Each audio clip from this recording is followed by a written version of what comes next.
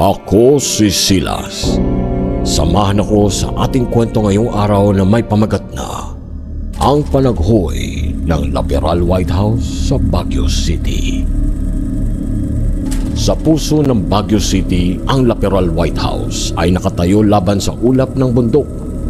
Ang mga puting pader at matutulis na bubong nito ay nakabukod na parang kulugod ng isang halimaw. Tinatawag ito ng mga lokal na bahay na puti, The White House. Ngunit may kasamang hindi mapalagay na tono sa kanilang mga boses. Sinasabi ng mga taga rito na ang bahay ay may sumpa. Ang pamilya Laperal ay minsang nanirahan sa magkarang tahanang ito. Itinayo noong dekada 1920 ni Roberto Laperal. Ito ay nilikha upang maging isang lugar ng kagandahan at kanlungan. Isang sanktuaryo mula sa ingay ng lungsod sa ibaba. Ulad din ng ating mga munting tahanan. Ang mga pader at poste ng Laperal White House ay nasaksihan at nadinig din ang mga halakhakan. Saya ng mga dating may-ari. At ito'y minsang naging tahanang napuno ng pagmamahalan at tagumpay. Ngunit ito rin ay naging saksi sa mga madidilim at karumal-dumal na pangyayari.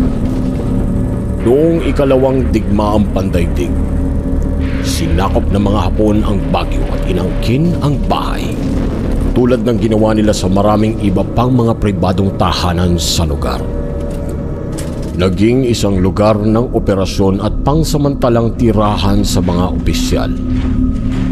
Dito nagbago ang orihinal na ganda ng bahay sa kalupitan at takot, habang ang karahasan ay sumisipsip sa mismong mga buto nito. Noong mga panahon na iyon, maraming nangyari na hindi masabing mga karumal-dumal na bagay ang nangyari sa loob ng mga pader nito. At ang bahay ay naging tahimik na saksi sa pagdurusa ng napakaraming inosenteng Pilipino. Sa mga madidilim na araw na iyon, sinasabi na ang bunsong anak na babae ni Roberto Laperal na si Elena, isang marupok na batang babae na may malaanghel na mukha, ay nahuli ang atensyon ng isang opisyal ng Hapones na nakadistino doon. Naging obsesyon niya si Elena. At isang bagyong gabi, hinila niya ito papunta sa isang silid sa itaas. Ang mga sigaw ng pagdurusa ay nawala sa malakas na hangin. Nang mga sandaling iyon, tanging ang mga pader, kisame at sahig lamang ng Laperal White House ang saksi kung anong mga hindi makataong karanasan ang kinailangang pagdaanan ng dalaga sa kamay ng opisyal na Hapones. Pagdating ng umaga, natagpuan siyang walang buhay. Ang kanyang katawan ay wasak at ang mga mata ay nakabukas sa takot. Para bang nakakita siya ng isang bagay na mas nakakasindak pa kaysa sa kamatayan mismo. Dumating ang panahong sumuko ang mga Hapones sa mga Amerikano. Sa paglisan ng mga ito sa Pilipinas ay naiwan ang mga maiitim at malupit na mga alaala. Mga bangkay ng libu-libong inosenteng bata, matanda, lalaki at mga babae. Mga hiyaw na hindi mabibigyan ng hustisya kailanman. Mga kaluluwang hindi matahimik dahil hindi matanggap ang paraan ng kanilang pagpanaw. Sa mga sumunod na taon, lumakas ang mga bulong-bulungan tungkol sa bahay na sinasabi nilang pinagmumultuhan. Ilang matatapang na kaluluwa na naglakas loob na pumasok ay nagsalita tungkol sa mga tinig na umabot sa mga walang laman na pasilyo. Tungkol sa mga sigaw ng isang batang babae na sumisigaw ng katahimikan sa gitna ng gabi. May ilan ding mga nakakita ng kanyang multo na nakasilip mula sa bintana sa itaas. Ang kanyang mukha ay maputla at tila naguguluhan. Nakatitig sa isang bagay na tanging siya lamang ang nakakakita. Sa katunayan, Sa isa sa mga Halloween special ng Magandang Gabi Bayan ay natalakay ang isang magnobyo't nobya na minsay nakaparada sa labas ng Laperal White House at natagpo ang walang buhay sa loob ng kotse. Pagbabaril sa sarili ang sinasabing dahilan ng kanilang pagpanaw. Walang malinaw na dahilan, ngunit sa aking palagay ay nakaramdam sila ng matinding depresyon at kalungkutan sa paligid ng bahay na iyon. Isang gabi, dekada pagkatapos ng digmaan, isang batang mag-asawang sina Miguel at Ana ang naghamon sa isa't isa na magpalipas ng gabi sa bahay. Nagbiro sila tungkol sa mga multo na binabaliwala ang mga kwento bilang simpleng pamahiin, mga relika ng isang luma at takot na henerasyon. Pasok sila sa bahay sa hating gabi. Ang hangin ay mabigat. Parang pinipigilan nito ang paghinga sa loob ng maraming taon. Ang mga alikabok ay lumulutang sa liwanag ng buwan na dumadaloy sa mga sirang bintana at ang mga sahig ay umuugong sa bawat hakbang. Tumawa si Miguel nang may kaba at sabing, "Luma lang itong bahay. Walang nakakatakot dito." Ngunit naramdaman ni Ana ang bigat ng lugar na parang ang mga pader mismo ay palapit ng palapit sa kanya. Sinusubukan niyang alisin sa kanyang isip at sinasabi na iniisip lang niya ito. Punta sila sa isang sulok sa kwarto at kinuha ang kanilang flashlight. Ang mga anino mula sa ilaw ng flashlight at nakakalas na wallpaper ay tila bagang parang mga gumagalaw na espiritong itim. Habang papalapit ang oras sa 3:00 ng madaling araw, isang lamig ang dumaan sa kanyang mga buto. Ang temperaturang yun ay nagresulta sa pagkalasag ng kanyang mga ngipin. Namatay ang tawa ng palabirong si Miguel sa kanyang mga labi nang maramdaman din niya ito. Isang lamig na sobrang hindi natural na tila gumagapang pataas sa kanilang gulugod. Pagkatapos ay narinig nila ito. Isang malambot at mahina na hikbi mula sa itaas. Natigilan si Ana. Ang tunog ay hindi mapagkamalian. Boses ng isang babae. Malambot ngunit tumatagos sa katahimikan. Si Miguel, na sinisikap maging matatag, ay bumulong sa sarili. "Siguro hangin lang yan." Pero nakita ni Ana na siya rin ay kasing takot niya. Ang hikbi ay lumalakas at tila umaabot sa buong bahay.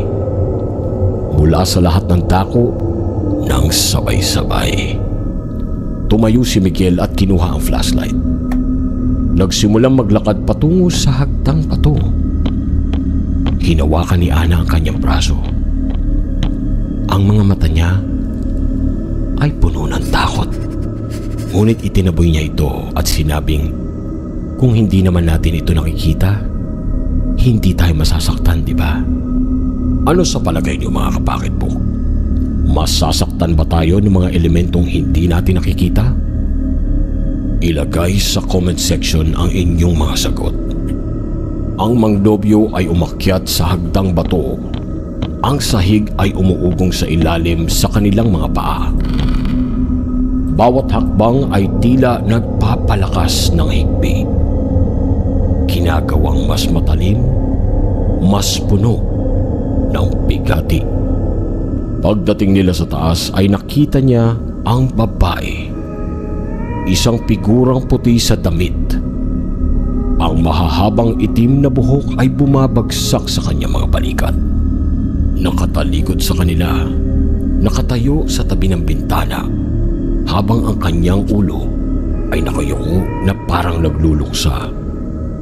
Sinubukang tawagin ni Miguel ang atensyon ng babae, ngunit hindi ito sumasagot. Lumapit siya ng isang hakbang at pagkatapos ay isa pa. Nang ilang talampakan na lang ang layo niya, dahang-dahang lumingon ang ulo ng babae. Ang kanyang mga matidilim na mga mata ay nakatagpo sa kanya. Ang kanyang mukha ay nakasimangot sa sakit. Ang kanyang bibig ay nakabukas sa isang tahimik na sigaw. Sinubukan ni Miguel na sumigaw, pero walang tunog na lumalabas. Nararamdaman niyang may kamay na humahawak sa kanyang balikat na parang pinapalamig ang kanyang balat hanggang buto. Sa kanyang takot ay sinubukan niya tumakbo ngunit natisod pabalik. Ang mga yapak niya ay umuugong pababa ng hagdang bato habang hinahawakan niya ang kamay ni Ana. Makbo sila palabas, umihingal. Ngunit nang lumingon sila pabalik sa bahay, nakita nila si Elena. Nakatitig mula sa bintana sa itaas. Ang kanyang mukha ay naiilawan ng maputlang liwanag ng buwan. Ang kanyang mga mata ay tumitig sa kanila. Isang kaluluwang walang katapusang pagdurusa, bigati, at mga tanong na kailanmay hindi na masasagot. Nakatakas man ang mag-asawa, ngunit hindi nila maalis ang pakiramdam na ang mga mata ni Elena ay patuloy pa ring nagmamasid sa kanila, na ang kanyang espiritu ay minarkahan na sila. Hindi na nila muling pinag-usapan ang gabing yun. Ngunit naramdaman ni Ana ang isang presensya sa kanyang buhay pagkatapos noon. Isang malamig na anino na sumusunod sa kanya. Isang bulong sa kanyang tainga kapag siya ay nag-iisa. Isang pakiramdam ng mga mata sa kanyang likuran kapag wala namang tao. Mga taon nang lumipas, patuloy pa rin pinag-uusapan ng mga tao ang Laperal White House sa mga bulong-bulungan. Sabi ng mga lokal na kapag nakita mo si Elena, kapag narinig mo na ang kanyang mga sigaw, hindi ka na niya tunay na bibitawan. Ang kanyang espiritu na nakakulong sa mga horror ng kanyang pinagdaanan ay naghahanap ng mga nagtatangkang guluhin ang kanyang kapayapaan.